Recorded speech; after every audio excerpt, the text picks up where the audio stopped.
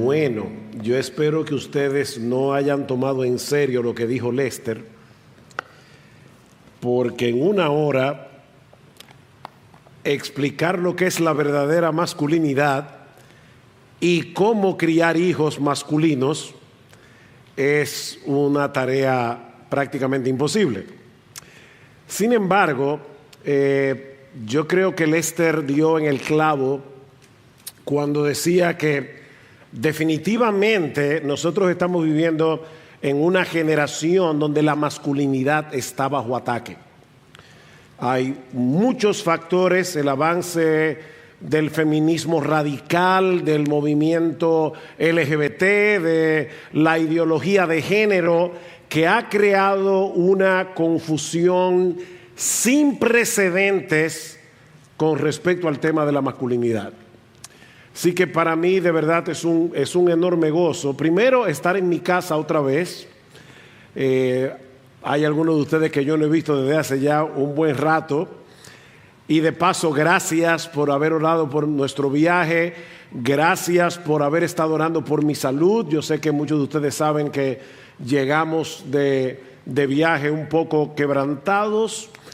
Pero aquí estamos y la oración que le hemos estado haciendo al Señor es que de verdad use hoy su palabra, que yo espero explicar de la manera más sencilla posible, para traer un avivamiento de masculinidad. Mis hermanos, el mundo y la iglesia necesita urgentemente, y no estoy usando la palabra urgentemente porque es un adverbio que se oye bien. Necesitamos urgentemente un avivamiento de masculinidad y hemos estado orando que el Espíritu Santo venga hoy por medio de su palabra y hable a nuestros corazones. Y para eso yo les pido por favor que vayan conmigo a 1 Corintios capítulo 16. 1 Corintios capítulo 16, versículos 13 y 14. Dice así la palabra del Señor, y me alegro muchísimo ver a tantos jóvenes en medio nuestro, jovencitos inclusive. Dice así la palabra de Dios: estad alerta, permaneced firmes en la fe, portaos varonilmente, sed fuertes, todas vuestras cosas sean hechas con amor. La Reina Valera lo traduce esa frase en el medio: portaos varonilmente y esforzaos. Ahora, esta frase, portaos varonilmente, en realidad es una sola palabra que se deriva de la palabra griega andros, que significa varón, hombre. Es de donde se deriva el nombre de Andrés. Se trata de un sustantivo que Pablo ha convertido en un verbo. O sea, es como si Pablo estuviera diciendo a los corintios: virílense, o varónense, o vivan y actúen como hombres, o condúzcanse en una forma varonil. Y noten, mis hermanos, que no se trata de un consejo, no es una sugerencia, es un mandato. Inspirado por el Espíritu Santo, Pablo nos está diciendo a ti, a mí: pórtate como un hombre. Ahora, ¿qué significa eso? ¿Qué es lo que distingue a un hombre de una mujer en su comportamiento, en la manera como enfrenta la vida? Bueno, eso es lo que yo quiero que veamos brevemente, creo yo, en esta noche, para luego ver algunas de las tareas distintivas que el hombre está llamado a hacer. Ahora, el problema con esta frase, portaos varonilmente es que no aparece en ninguna otra parte del Nuevo Testamento. Esta es la única vez que Pablo usa y que cualquier autor del Nuevo Testamento usa este verbo portaos varonilmente. Así que no tenemos ningún texto en el Nuevo Testamento para compararlo y poder determinar qué significa portarse de esa forma. Sin embargo, existe una versión griega del Antiguo Testamento. ¿Alguien sabe aquí cómo se llama esa versión griega del Antiguo Testamento? La Septuaginta, que era la versión oficial que usaban tanto Jesús como los apóstoles en el siglo I. Así que debemos suponer que era la versión que el apóstol Pablo también usaba. Y esa expresión, portaos varonilmente y sed fuertes, o portaos varonilmente y esforzaos, aparece muchas veces en la Septuaginta. Así que lo que yo voy a hacer en esta noche, y va a ser un estudio bíblico realmente, yo no vengo aquí ni a hacer historias, ni vengo a arengarlos, yo vengo a hacer un estudio bíblico con ustedes a través de la palabra de Dios para tratar de entender en la mente de Pablo qué quiso decir él cuando dijo pórtense varonilmente. Y cuando vamos a la Septuaginta encontramos al menos 3 marcas distintivas de la verdadera masculinidad. Y créanme, hermanos, yo tuve que hacer un tremendo esfuerzo para poder reducir este material a una sola hora. Así que yo voy a citar solo algunos pocos textos escogidos del Antiguo Testamento donde aparece esta frase. Pero créame que aparece muchas veces. Bien, habiendo aclarado esto, hay 3 marcas distintivas de la verdadera masculinidad, lo que significa portarse varonilmente. La primera es una confianza inquebrantable en la confianza de Dios en nuestras vidas. Es una confianza inquebrantable en la confianza de Dios, de la presencia de Dios, en nuestras vidas. Y yo les pido, por favor, si tienen sus Biblias, espero que hayan traído Biblia, que vayan a Deuteronomio capítulo 31. En este pasaje nosotros encontramos a Moisés a punto de partir con el Señor, dando ya las últimas instrucciones al pueblo antes de entrar en la tierra de Canaán. Así que Moisés se dirige primero al pueblo de Israel en general, luego se dirige a Josué de manera particular. Y noten lo que dice en los versículos 6 y 7. Sed firmes y valientes. Adivinen qué. ¿Cuál de ustedes creen que es la palabra que Moisés está usando ahí, tal como aparece en la Septuaginta?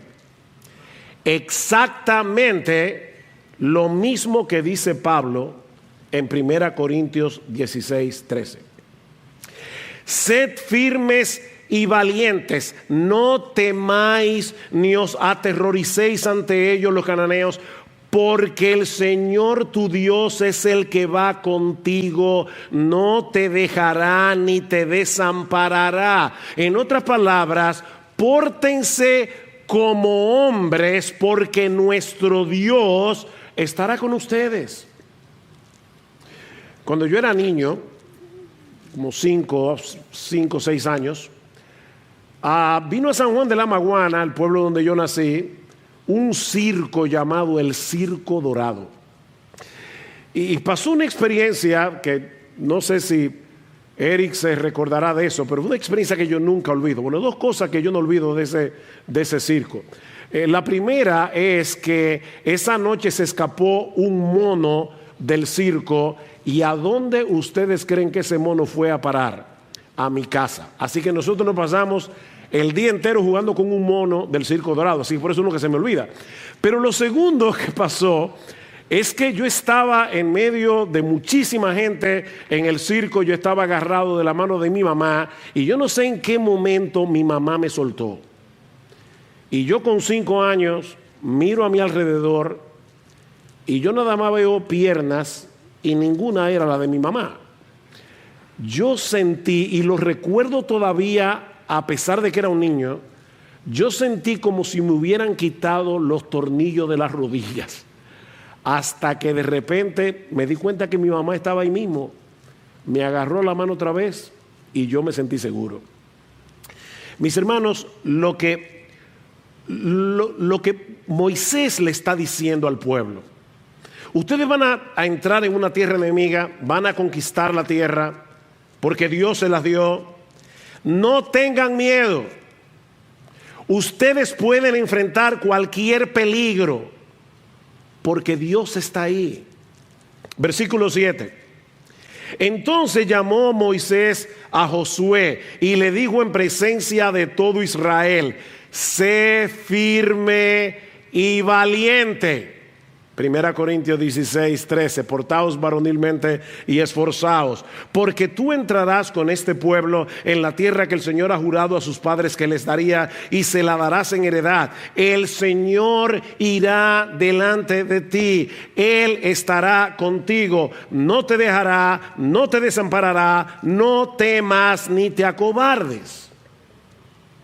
Un poco más adelante, en el versículo 23, Dios nombra a Josué como líder, sucesor de Moisés, y le dice directamente: sé fuerte y valiente. Yo supongo que ya no tengo que decirle, ¿verdad?, que es 1 Corintios 16. Pues tú llevarás a los hijos de Israel a la tierra que les he jurado, y yo estaré contigo.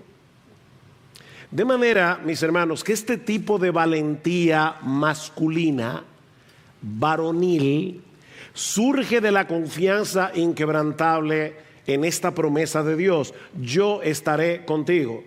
No se trata de una disposición natural, no se trata de algo temperamental.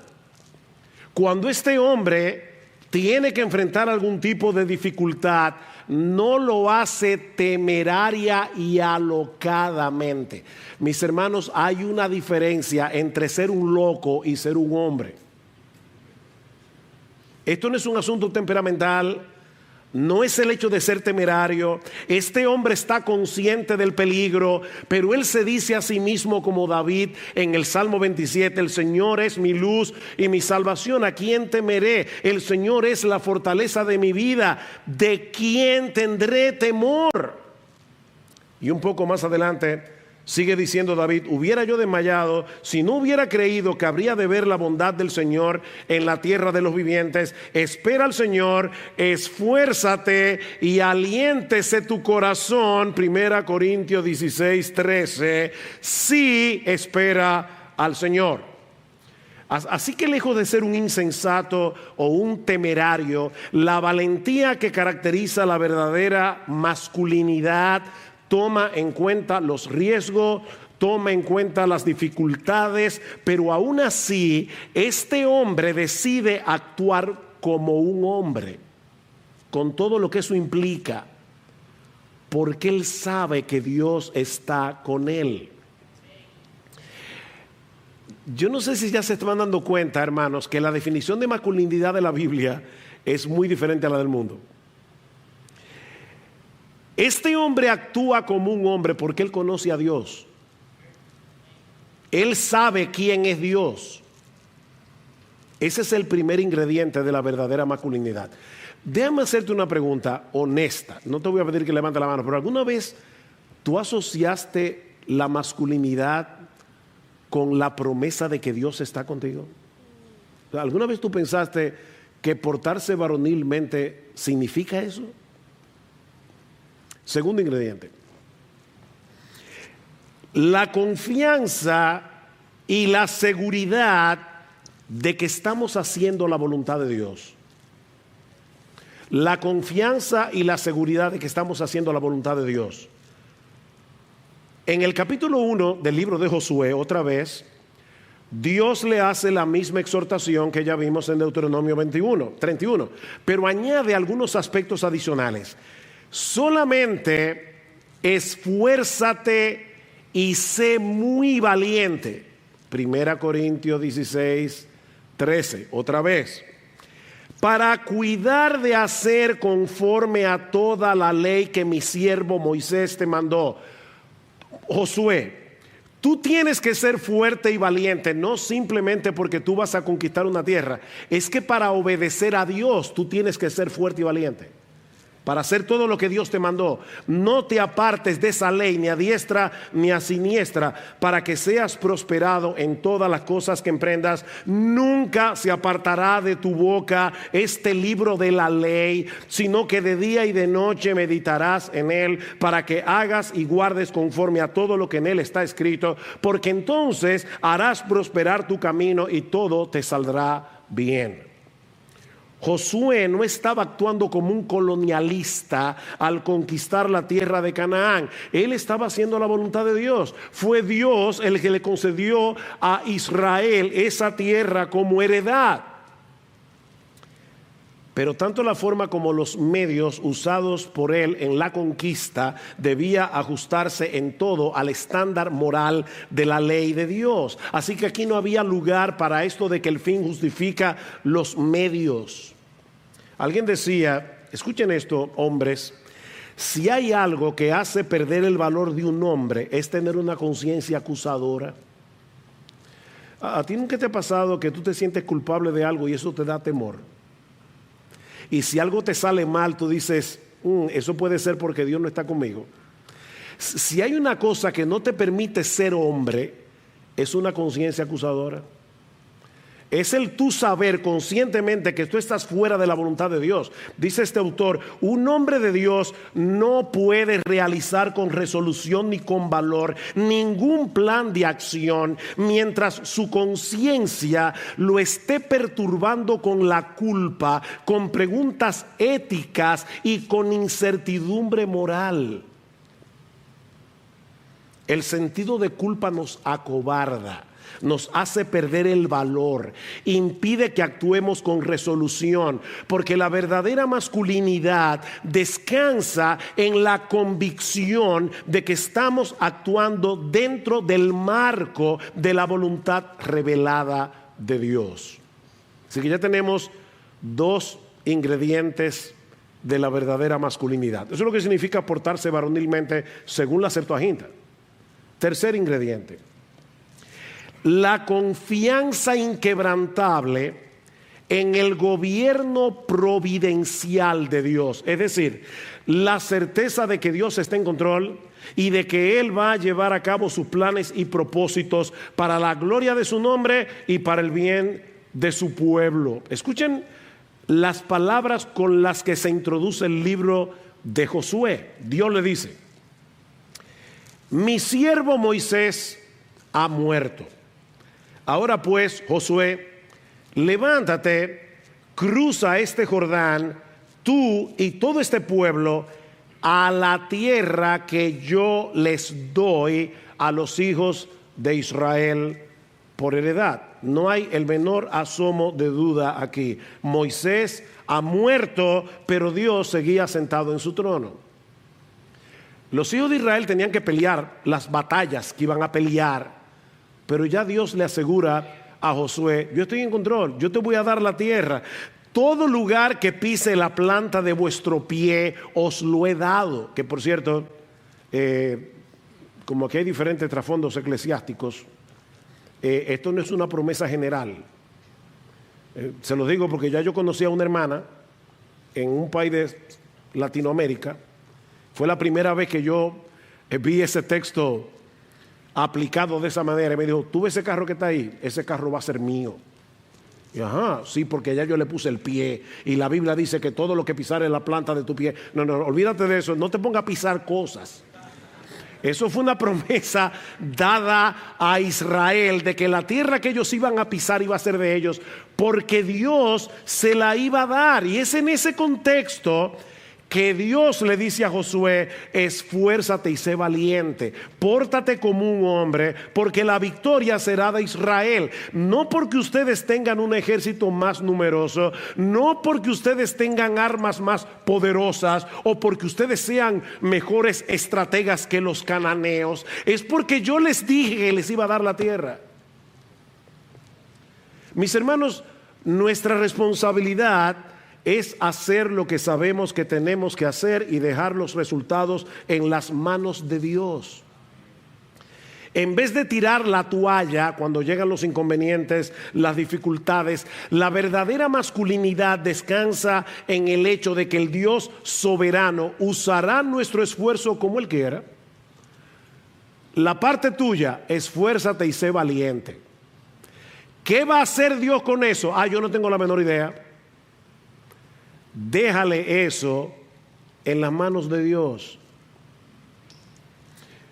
Ese es el ejemplo que nosotros encontramos en la Biblia en hombres como David, Nehemías, Daniel, el apóstol Pablo. Ahora, si yo le preguntara a ustedes en esta noche, la palabra hombre, ¿qué personaje trae a tu mente rápidamente?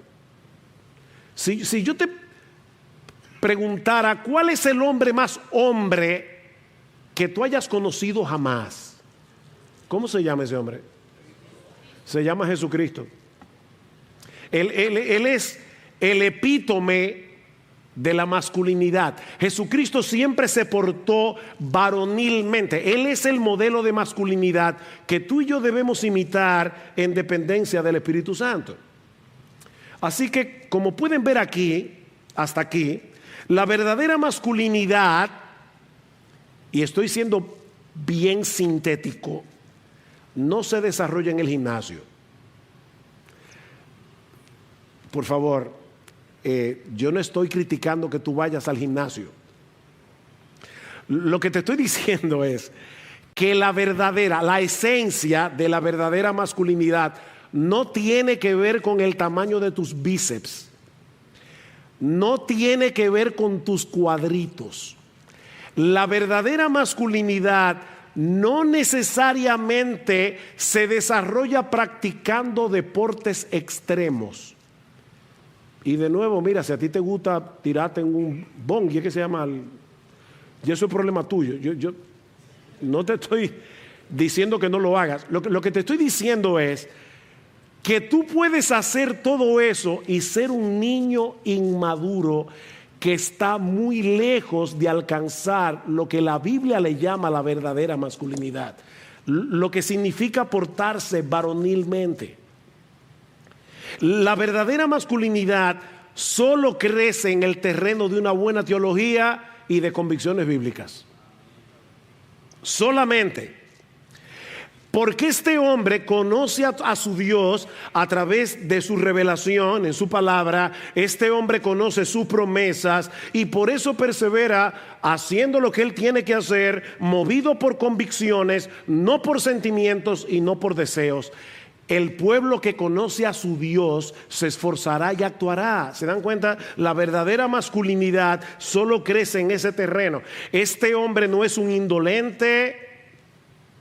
Este hombre no se comporta como un niño inmaduro que en medio de las dificultades hace una rabieta o deja las cosas a medias. De hecho, me llama mucho la atención un contraste que hace Pablo en 1 Corintios capítulo 13, contrastando lo que es un niño de lo que es un hombre. Pablo dice: cuando yo era niño, hablaba como niño, pensaba como niño, juzgaba como niño, mas cuando ya fui hombre, yo dejé lo que era de niño. ¿Ven el contraste? No se espera que un hombre razone y actúe como lo hace un niño, por más músculos que tenga. Este hombre se responsabiliza, razona, actúa como un hombre. Y de paso, chicos, déjenme decirles algo que tal vez tú no sepas. Yo veo aquí muchos adolescentes, y yo no tengo ningún problema de verdad con el uso de la palabra adolescente. Pero esa palabra nunca se usó en toda la historia de la humanidad hasta el 1905. Fue un psicólogo evolucionista que se inventó esa etapa de la vida. A través de toda la historia, solamente habían dos categorías: o tú eras un niño o tú eras un hombre. Por supuesto, cuando tú llegas a la edad de 12, 13 años, tú eres un hombre joven, pero no eres un niño. O sea, tú estás despegándote de ser un niño, asumiendo responsabilidades, actuando como lo vas a hacer cada vez más a medida que avanzas como un hombre. Pero mis hermanos, ¿qué es lo que ha pasado en el día de hoy? Que ahora hay otra categoría y es la de adultecente. O sea, el tipo que tiene 30 años sigue en la casa de papi y mami jugando videojuegos y nunca dura en un trabajo porque el tipo no asume responsabilidades. Resulta que ahora la adolescencia ya no llegó a los 18, ahora llega a los 30 años de edad. Eso es un adultecente. Solamente como una nota, para que no te veas como un niño, ni siquiera como un adolescente, si no estás entendiendo que ahora mismo tú eres un adulto joven, que debes asumir responsabilidades de un adulto joven. Alguien decía en tono de broma: ¿por qué es más fácil psicoanalizar a una mujer que a un hombre? Digo, perdón, al revés. ¿Por qué es más fácil psicoanalizar a un hombre que a una mujer? Y por si acaso, yo no estoy de acuerdo con el psicoanálisis, es una broma, pero ¿por qué es más fácil? Y respuesta: bueno, porque cuando hay que hacer una regresión hasta la niñez, el hombre todavía está ahí. Miren, hay muchos chistes que esconden muchas verdades. A veces se dice en tono de chiste lo que decir en tono serio pudiera ser ofensivo. ¿Será porque muchos hombres todavía parecen muchachos? Porque todavía actúan y piensan como lo hace un muchacho. Ahora, nosotros estamos en la mitad de mi charla y vamos bien de acuerdo al tiempo, porque ahora yo quiero tomar estas marcas distintivas e irnos con ellas a Génesis 2 y 3. ¿Y por qué a Génesis 2 y 3? Bueno, porque es en esos dos capítulos de la Biblia donde encontramos al hombre ideal, al hombre antes de la caída. Y vamos a ver en Génesis 2 y 3 que Dios le dio al hombre tres responsabilidades y que la verdadera masculinidad lleva a cabo estas tres responsabilidades. Recuerden, confiando en la presencia de Dios, en que estamos haciendo la voluntad de Dios y en la providencia de Dios, que va a usar nuestro esfuerzo como Él quiera. ¿Estamos claros por dónde estamos, verdad? Okay, vamos a Génesis 2. Génesis 2 y 3. Ya vimos las marcas distintivas de la verdadera masculinidad. Veamos ahora las tareas distintivas de la verdadera masculinidad. Y también son tres. La primera fue que Dios le dio al hombre recién creado la responsabilidad de cultivar y proteger el huerto, el jardín del Edén, como administrador de Dios. El mismo día que Adán fue creado, Dios lo colocó en el planeta como su administrador. Adán tenía un trabajo que hacer en el huerto para la gloria de Dios y para beneficio de todo lo creado, incluyendo la familia que le iba a tener después. Génesis capítulo 2, versículo 5. Y aún no había ningún arbusto del campo en la tierra, ni había aún brotado ninguna planta del campo, porque el Señor Dios no había enviado lluvia sobre la tierra. Y ahora escuchen, ni había hombre para que cultivara la tierra o para que labrara la tierra. Se necesitaba un hombre que cultivara y cuidara de la tierra, alguien que sacara de la tierra todo su potencial. Versículo 7.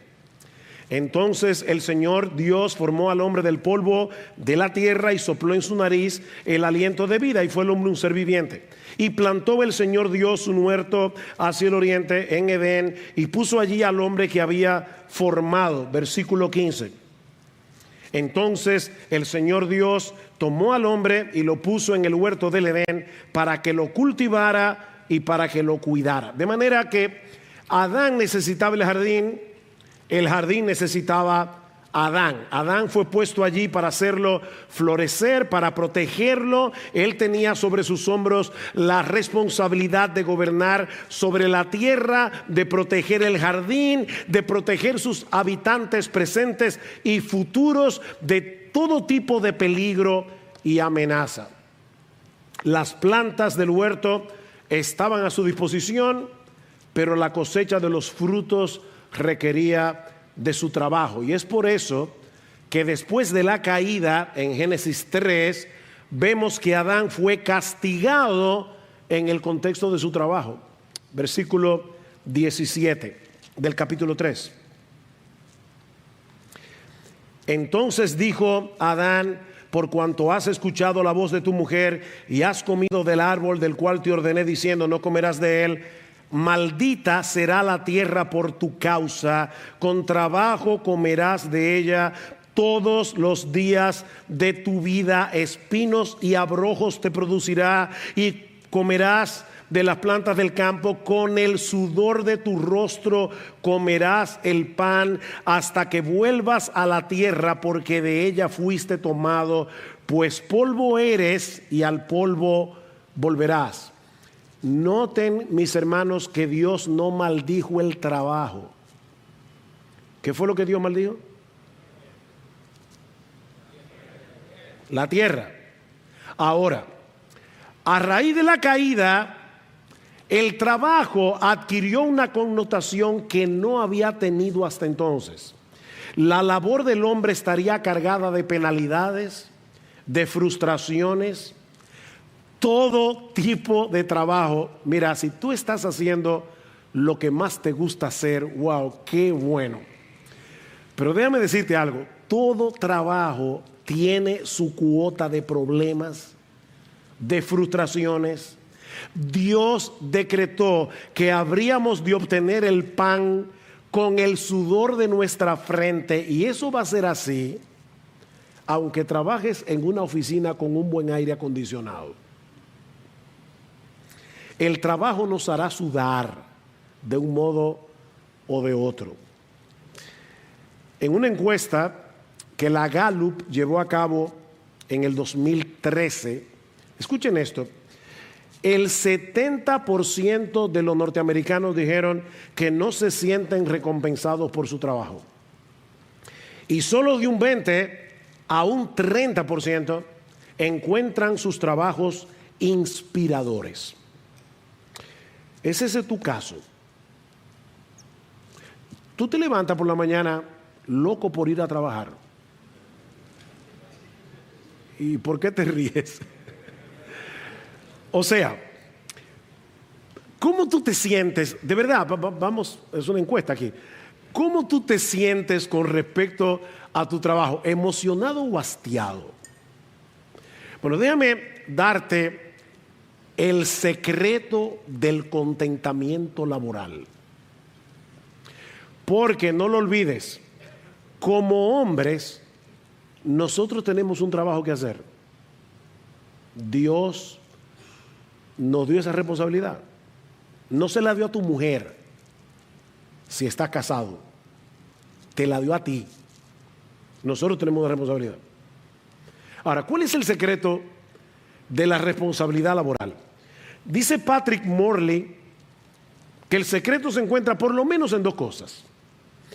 En primer lugar, redefine tu ambición. Redefine tu ambición. ¿Cuál es tu ambición en la vida? ¿Qué es lo que te hace levantarte cada mañana para ir a trabajar? Yo veo la cara de ustedes, yo no sé si estoy siendo aburrido hoy, pero es una pregunta real. Yo quiero que tú te preguntes eso. ¿Qué te hace levantarte cada mañana?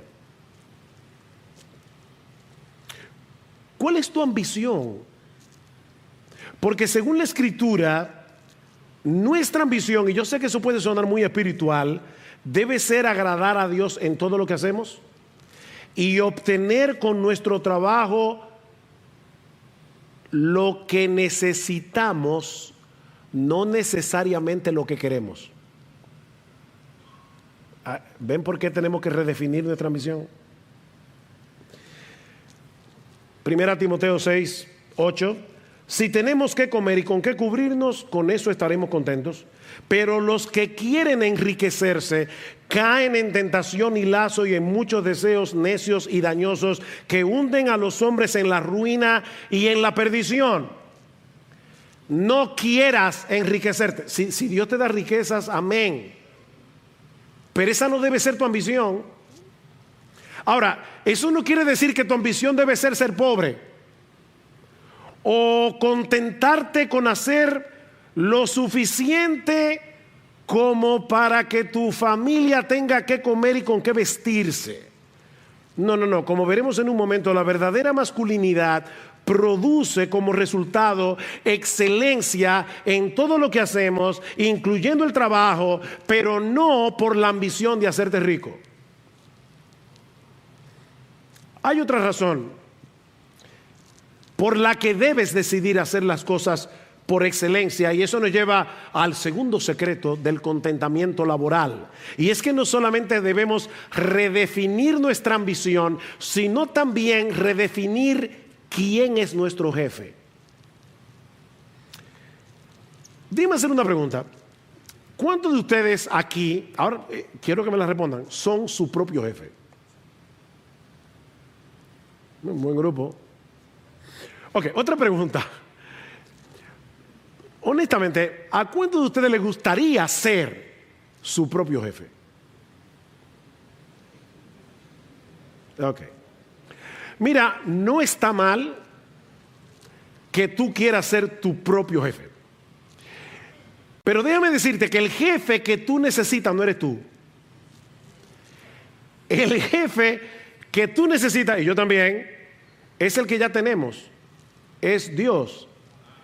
Porque Él es nuestro jefe. Y otra vez, no estamos aquí siendo súper, ultra, místicamente espirituales. Siervos, obedeced en todo a vuestros amos en la tierra, no para ser vistos como los que quieren agradar a los hombres, sino con sinceridad de corazón, temiendo al Señor. Y todo lo que hagáis, hacedlo de corazón, como para el Señor y no para los hombres, sabiendo que del Señor recibiréis la recompensa de la herencia, porque es a Cristo el Señor a quien servís.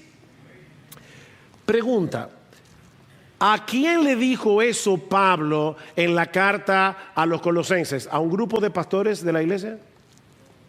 ¿A quién le estaba hablando Pablo?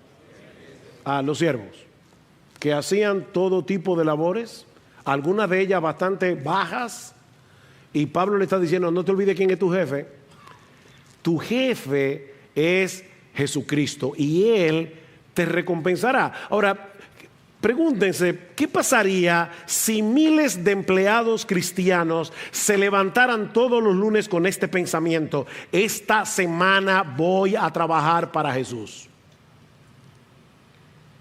¿Qué ustedes creen que pasaría en el mundo laboral?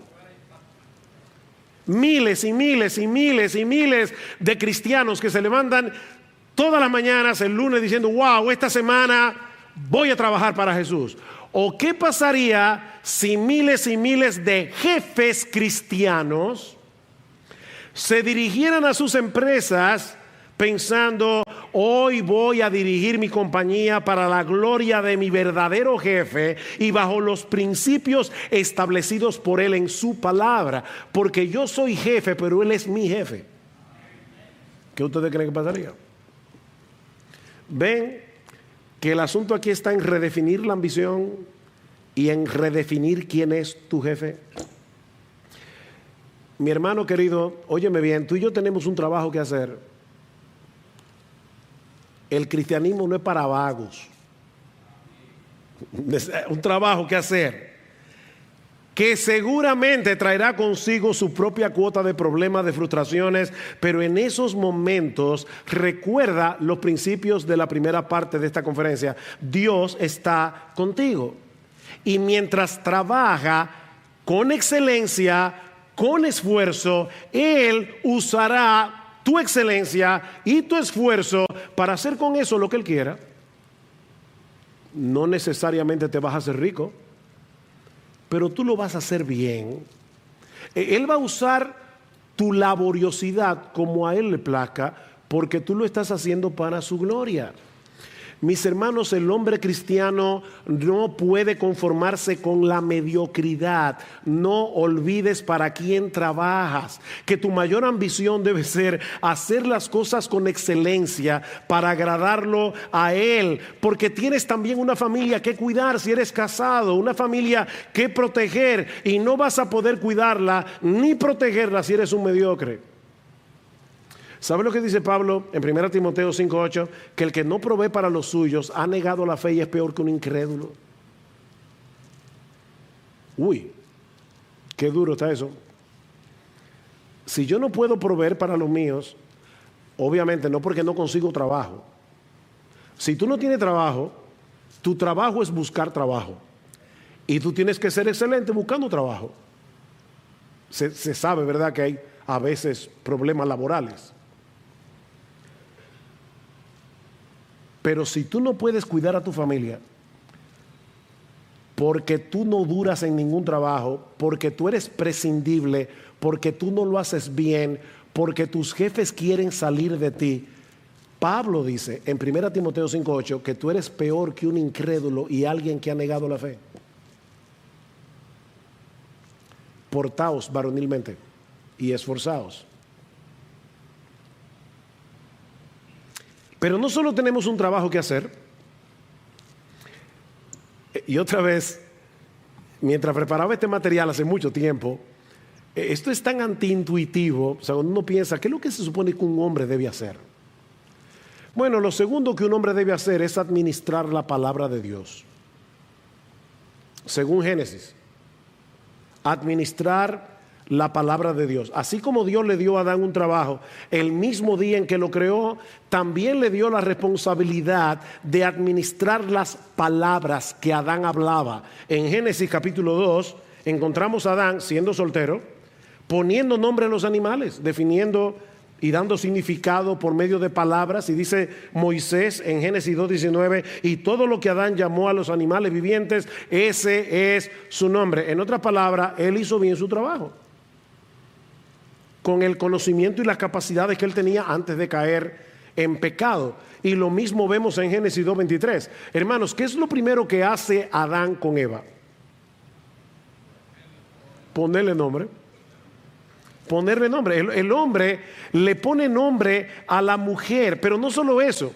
Fue también Adán a quien Dios le dio la responsabilidad primaria de administrar su palabra. Pregunta en Génesis 2. ¿Usted está en Génesis 2? Versículo 15. Cuando Dios le dijo a Adán, ordenó el Señor, versículo 16, al hombre diciendo: de todo árbol del huerto podrás comer, pero del árbol del conocimiento del bien y del mal no comerás, porque el día que de él comas ciertamente morirás. ¿Adán estaba casado o estaba soltero? Estaba soltero. Así que fue a Adán, siendo soltero, que Dios le dio esta orden, presuponiendo que Adán iba a ser responsable de enseñarle a su mujer la palabra de Dios. Y por eso cuando el diablo tentó a Eva, Eva le dijo claramente: no, Dios dijo que no debíamos comer de ese árbol. De manera que Dios constituyó al hombre como profeta y sacerdote de la creación. Él tenía que administrar la palabra de Dios, ejecutar sus leyes. La autoridad de Dios en la creación recaía sobre Adán. Ahora, ¿sabes lo que eso implica para ti y para mí en el día de hoy? Que el hombre cristiano que está comportándose varonilmente se esfuerza por desarrollar sus conocimientos bíblicos y teológicos y la capacidad de comunicarlos a otros. Eso no significa que todo creyente debe ser capaz de predicar. Eso no significa que todo cristiano debe ser un doctor en teología, pero todos tenemos la responsabilidad de poner nuestro intelecto al servicio de Dios según la capacidad que el Señor repartió a cada uno, no solo para el beneficio de su propia alma, sino también la de todos aquellos que Dios ha puesto bajo tu cuidado. 1 Corintios 14. ¿Qué le dice Pablo a las mujeres de Corintios?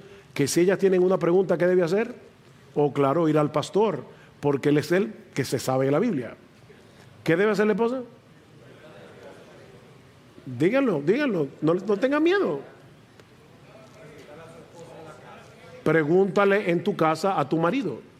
¿Qué está presuponiendo Pablo? Que el marido o tiene la respuesta o la busca. Efesios 5:25. Maridos, amad a vuestras mujeres así como Cristo amó a la iglesia y se entregó a sí mismo por ella para santificarla, habiéndola purificado en el lavamiento del agua por la palabra. Tú tienes que bañar a tu esposa, debes santificar a tu esposa con la palabra de Dios. Y lo mismo debes hacer con tus hijos, si los tienes. Padres, ¿qué sigue diciendo el texto? No provoquéis a ira a vuestros hijos, sino criadlos en la disciplina y amonestación del Señor. La palabra padres que aparece allí no es progenitor, es la palabra pater. Pablo le está hablando a los hombres de la iglesia en Éfeso y le está diciendo a los hombres de la iglesia en Éfeso, padres, varones, masculinos, eduquen a sus hijos, no los provoquen a ira, críenlos en la disciplina y amonestación del Señor. Es por eso que escribiendo a los tesalonicenses, Pablo compara su labor pastoral con la de un papá. Vosotros sois testigos y también Dios de cuán santa, justa e irreprensiblemente nos comportamos con vosotros los creyentes, así como sabéis de qué manera os exhortábamos, alentábamos e implorábamos a cada uno de vosotros como un padre lo haría con sus propios hijos. ¿Quién es que debe exhortar, alentar, implorar a sus hijos? No es la mamá. Claro que la mamá tiene una responsabilidad, ella debe hacerlo, ella debe ser maestra del bien, ella está llamada a ser una influencia santificante en la vida de sus hijos. Pero padres, la responsabilidad de hacer esa tarea primariamente es tuya y mía. Déjame hacerte una pregunta. Y yo créame que lo último que yo quiero es venir aquí con un látigo. Yo les decía, yo quiero ver un avivamiento de masculinidad en nuestra iglesia, en nuestra nación. Así que estas preguntas son simplemente para que te examines. ¿Tú lees la Biblia todos los días? ¿Tú tienes un plan para conocer cada vez mejor este libro? ¿Estás tratando de entender la Biblia? ¿Estás atando tu conciencia a las verdades reveladas en la Biblia? ¿Estás procurando leer buenos libros cristianos? Esto no es una publicidad a la librería, pero mire, créame, hay muchos buenos creyentes que matarían por tener lo que nosotros tenemos. Una librería donde podemos ir a comprar un buen libro. Estamos haciendo uso de esos recursos para incrementar nuestro conocimiento de la palabra de Dios. Mira, mi hermano, eso no depende de tu personalidad, depende de tu prioridad. Ustedes recuerdan cuando Marta y María estaban ahí en la casa y llega el Señor y dice, Marta se queja de que María se había sentado a los pies de Cristo para escuchar al Señor. ¿Y qué le dice Jesús? Jesús le dice, Marta, Marta, afanada y turbada estás con muchas cosas, pero María escogió la mejor parte. Fue una elección. No es que María era contemplativa y Marta era más intensa. Es un asunto de elección. Es si tú vas a elegir ver una serie de 25 capítulos de Netflix o si tú vas a decidir sacar tiempo para entender mejor este libro. Es un asunto de prioridad. Un asunto de prioridad. Si tú estás casado, ¿estás guiando tu familia conforme a la palabra de Dios y llevándola a conocer mejor la Biblia? Y de nuevo te recuerdo, mi hermano, por eso te digo que no es para desalentarte. no estás solo en esa tarea. Cuando tú abres tu Biblia frente a tu esposa y a tus hijos para hacer un devocional en casa, recuerda los principios que vimos hace un momento. Dios ha prometido estar contigo en el cumplimiento de su voluntad, y en su soberanía Él bendecirá tu esfuerzo como Él quiera. Yo no te puedo garantizar que tus hijos van a ser salvos, pero Él va a bendecir tu esfuerzo como Él quiera. Lo que nos lleva ya a la tercera responsabilidad que Dios le dio al hombre en el huerto del Edén. Creo que estoy en tiempo todavía, y que está relacionado con lo que acabamos de mencionar. Primero, Dios te dio un trabajo que hacer. En segundo lugar, Dios te dio una palabra que administrar, y aunque seas soltero, tiene que hacerlo también en la iglesia. Tercero, Dios te dio una familia que gobernar. El gobierno de la familia recae sobre ti. Cuando todavía Adán era soltero, y estoy todavía en Génesis 2, Dios lo preparó para que fuera un líder en su casa. Es por eso que la caída se produce precisamente cuando Adán deja el liderazgo de su casa en manos de su mujer. Génesis capítulo 3, versículo 8. Oyeron al Señor Dios que se paseaba en el huerto al fresco del día, y el hombre y su mujer se escondieron de la presencia del Señor. Y el Señor Dios llamó ¿a quién? Al hombre. ¿Quién fue que comió del árbol, del fruto, y le dio al hombre? Fue Eva. Sin embargo, Adán fue responsable. Yo he citado esto otra vez aquí en IBCJ. Si tú miras lo que pintó Miguel Ángel en la Capilla Sixtina, te vas a dar cuenta que en la parte donde él pintó la caída, se ve a Eva tomando del fruto prohibido y a Adán bajando la rama, porque Adán fue más responsable que ella. Adán debió guiar a su mujer, debió protegerla del ataque de Satanás. Él era cabeza de su casa y por eso tuvo que rendir cuenta. Primero, su pecado consistió en no mantener su liderazgo al escuchar la voz de su esposa en algo que era claramente contrario a la voluntad de Dios. Vean el versículo 17. Entonces dijo Adán: por cuanto has escuchado la voz de tu mujer. Adán, tú claudicaste en el gobierno de tu casa. Y eso trajo desgracia a toda la humanidad. Fue la inversión de ese orden divino lo que ocasionó la caída. Por eso es que Pablo dice en 1 Timoteo capítulo 2, yo no permito a la mujer enseñar ni ejercer dominio sobre el hombre. En otras palabras, yo no le permito a la mujer ser pastora, porque eso es lo que hacen los pastores, enseñar y ejercer dominio. Dice, ¿por qué? Porque Adán fue formado primero y después Eva. Y Adán no fue engañado, sino que Eva, tomando el papel de líder, provocó la caída al convertirse en maestra de Adán. ¿Se dan cuenta de lo serio que es esto? Aunque debo hacer una aclaración aquí. Eso no significa que la mujer deba ser anulada o que sus puntos de vista no deban ser escuchados. Hay hombres que parecen sentirse amenazados cuando una mujer da su opinión, como si el mero hecho de expresar lo que piensan fuera un ataque directo contra su autoridad o una falta de respeto. Recuerden, mis hermanos, que nuestras esposas no solamente deben someterse a nosotros, sino también ser ayudas idóneas.